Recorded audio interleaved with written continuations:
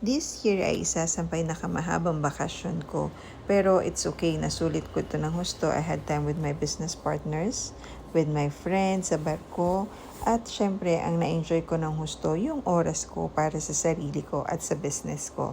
Na nagagagawa ko kahit nasa bahay lang, kahit nasa labas ako ng bahay, kahit saan pa ako makarating ay kadala-dala ko ang business ko. Kahit even on my training, I also have time with my fur baby at na-enjoy ko rin ng husto yung time ko with tatay.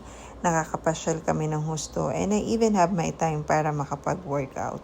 At ganun din nakakapagpasyal kami dito sa Pilipinas kung saan-saan at kung anong gusto namin kainin without worrying masyado sa aming expenses. And we have a very good blessing galing kay God ang aming first apo. And I also have time with my friends. Nakapag-attend din ako ng seminars. And I also have time with my cousins and with my GC friends. At syempre kay God, lagi tayong may time. And again, sa aking Milo at kay Padre Pio. At si tatay, ganun din kay Padre Pio. At ang aking masayang oras with my cousins, kainan. At syempre, lagi kay Apo.